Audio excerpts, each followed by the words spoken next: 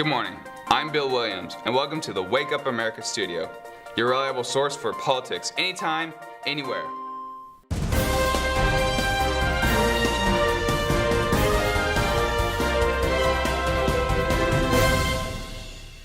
Our hot button issue today: how does media cover politics in the United States? The media plays a major role in linking the public to its government.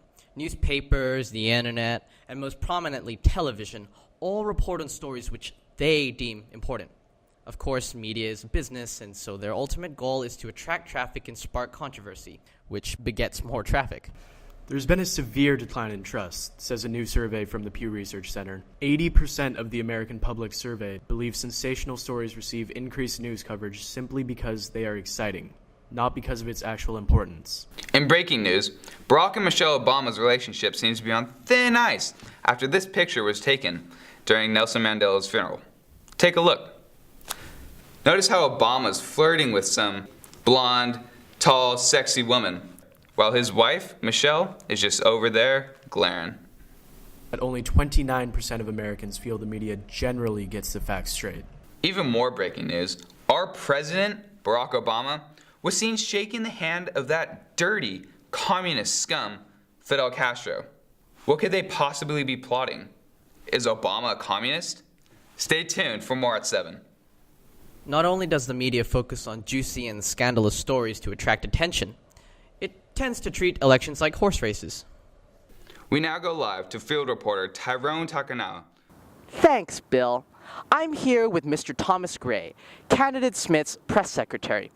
Mr. Gray, how do you and candidate Smith plan to increase turnout and acquire first place at the election?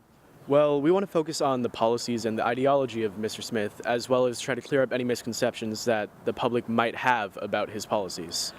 Let's talk about his public image.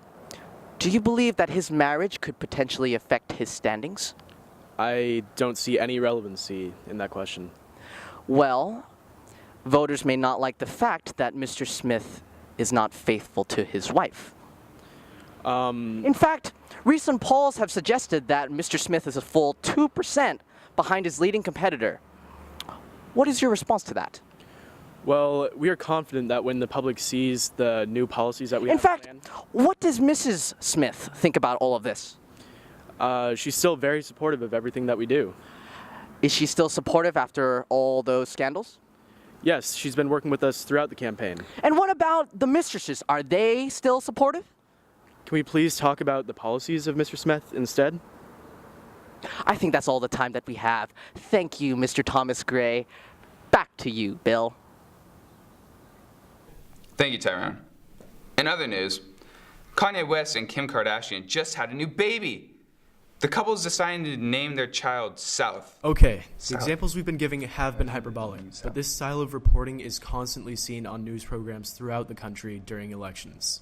You can't blame the media, though. The public loves competition. Who's getting first place? Who's coming second? The content becomes an afterthought.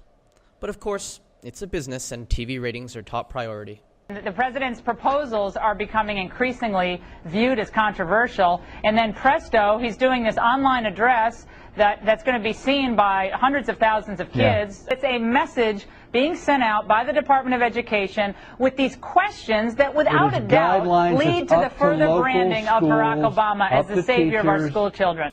The media serves as a connection to the public, and sometimes other political groups like to use this connection to their advantage, particularly interest groups, a group of people who act or work together in support of one cause. Interest groups often buy advertisement slots on news channels in an attempt to get their voices heard.